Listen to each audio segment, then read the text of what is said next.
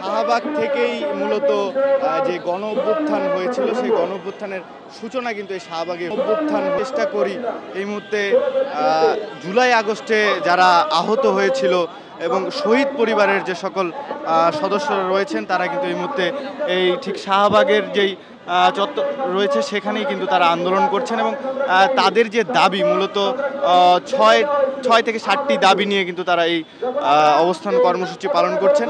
আমাদের সাথে একজন আন্দোলনে আহত রয়েছেন, আমরা একটু জানার চেষ্টা করব যে উনি কেন আপনারা কেন এই আন্দোলন করছেন? আমাদের আন্দোলন আমাদের জুলাই 18 গুলি লাগে। আমার নাম মোহাম্মদ মাসুদ শেখ। কিন্তু আমরা তো দেশের জন্য পাও দিছি, হাত দিছি, কিন্তু আমাদের চিকিৎসা ঠিক মতন পাচ্ছি না এবং কিছু কিছু আওয়ামী লীগের লোকজন আছে ক্যাটাগরি ভাগ করে দিছে, এইগুলো তো আমরা মানি না। কি কারণে আমরা দেশের জন্য যুদ্ধ করছি, আমরা তো কোনো ক্যাটাগরির জন্য রাস্তায় নামি না, আমরা নামছি আমাদের ছেলে সন্তানের জন্য। কি কারণে আমরা তো রাজাকার না, তার জন্য আমরা ছেলে সন্তানের জন্য নামছি আজকে আমরা রাস্তায়। আমরা কোনো ক্যাটাগরি মানি না এবং আমাদের সরকারের কাছে দাবি, আমরা কোনো সাহায্য পাচ্ছি না, আমরা কোনো কিছু পাচ্ছি না। আমার এবং একটা জায়গা ছিল আমার ভিটা বাড়ি, তাও আমি বিক্রি করে চিকিৎসা করতেছি এবং এখন এমন অবস্থা হয়েছে আমার ভিক্ষা করার মতন অবস্থা হয়ে গেছে। আমার একটা ভাই নাই, একটা বোন নাই এবং আমার দেখার মতন কেউ নাই। আমার বাড়িটা পর্যন্ত আমি বিক্রি করে বলাইছি। কিন্তু সরকারের কাছে আবেদন, আমাদের কোনো ক্যাটাগরি চলবে না, সবাই যা পাবে আমরাও তাই চাই। আমরা সুস্থ বাংলাদেশ চাই। আমরা পঙ্গুতার চিকিৎসা নিছি, কিন্তু আমি জুলাই 18 চিকিৎসা নিছি, কিন্তু ওই সময় শিশুসনটা ভালো ছিল না এবং কি আমার থানায় 12 ঘন্টা আটকায়ও রাখছে এবং আমার সহকারী একজন মারাও গেছে।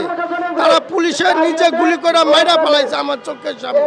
আমি নিজে এইগুলা নিজে প্রমাণ। এই যে আমার সাথে এক ভাই আছে রিস্কাওয়ালা, এই ভাইটাও আমি বাঁচাইছি।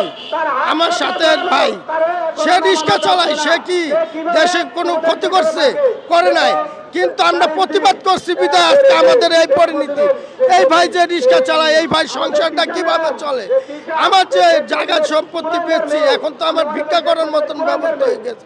কিন্তু আমাদের সরকারের কাছে আবেদন, আমরা কোনো ক্যাটাগরি মানি না, কোনো কিছু মানি না। আমাদের সর্বস্বভাবে সুস্থভাবে যেভাবে সময়টা চালাচ্ছে, কিন্তু আমরা আরো উন্নত চাচ্ছি। আমরা এই যে 1 লাখ টাকায় কি হয়? 1 লাখ টাকায় কি কিছু পাওয়া যায়? আজকাল গাড়ি ভাড়াই লাগে 1 লাখ টাকা। জুলাই 18 গুলি লাগছে, আমি 20,000 টাকা গাড়ি ভাড়া দিয়ে আমি গেছি আইছি। তা আমার 1 লাখ টাকার প্রয়োজনটা কি? আমার 1 লাখ টাকা তো কিছু না।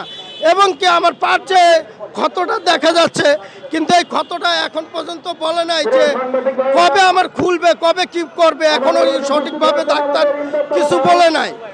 তার মানে আমি আজ প্রায় 7 মাস ধরে অসুস্থ। আরো যদি 7 মাস থাকতে হয় তাহলে তো আমার ছেলে সন্তান না খাইয়া থাকবো। তা আমরা ক্যাটাগরি দিয়ে কি করবো? আমরা ক্যাটাগরি চাই না ভাই। আমরা চাই সুস্থভাবে, সুস্থই আমাদের চিকিৎসা করুক, আমাদের সবকিছু আরো 10 জনের যেভাবে পাইতেছে আমরাও যেন সেইভাবে পাই। আমাদের তো এইসবের দরকার হয় না ভাই।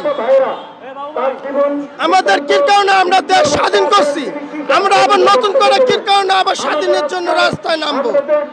আমাদের তো প্রয়োজন নাই ভাই।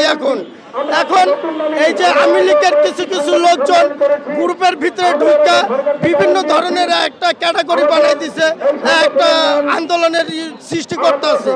এবং কি আমাদের পঙ্গুতে প্রায় আমরা 300-350 লোক আছি। তার ভিতরে আমার মনে হয় জানা পরিমাণে আমরা পঙ্গু থেকে 4 না 5 জন লোক আছি, তাও খুব কষ্টে। আমাদের আসতে দিতেছে না, মেডিকেল থেকে অনেক চাপ দিতেছে ভাই। আমরা জানডা ভাই, এখন কি বলবো ভাই, আমাদের না খায় মরণ। আমাদের সরকারের কাছে আপনার যেন আমাদের চিকিৎসা ঠিক মতন করে এবং কি আমরা কোনো ক্যাটাগরি মানি না। সরকার করতে যা সুস্থভাবে সবাইকে সমানভাবে দিক। যে ক্ষমতা আছে সে যায়া বলবে যে আমি সরকারের লোক, তার জন্য তাদের সাহায্য করতে আছে। এই যে আমাদের হাজার হাজার ভাই আছে, এমনও লোক আছে কোনো টাকা পায় না, কোনো পয়সা পায় না, কিন্তু এদের ভুয়া বলতেছে। আমরা তো ভাই ভুয়া না, আমরা ভুয়া হইলে তো আজকে এই জায়গায় আসতাম না। আমরা তো অরিজিনাল ভাবে যুদ্ধ বিদায় আমরা এই জায়গায় আসা। আমাদের এই কারণে ভাই, আসসালামু আলাইকুম।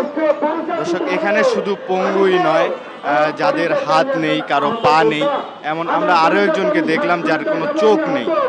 এছাড়াও এখানে মূলত পঙ্গুতে যারা আন্দোলনে নিহত হয়েছিল যে সকল সদস্যরা তাদের অনেকেই কিন্তু অনেকেই এই অবস্থান কর্মসূচিতে যোগ দিয়েছে এই মুহূর্তে শাহবাগে। এবং আরও একটু যদি জানিয়ে রাখতে চাই যে মূলত তাদের যে এই অবস্থান কর্মসূচি গণ অভ্যুত্থানে আহতদের যারা তারা দর্শক দেখছেন যায় দিনে এই ছিল গণ অভ্যুত্থানে আহত যারা হয়েছেন তাদের এই শাহবাগের অবস্থান কর্মসূচির সর্বশেষ খবর।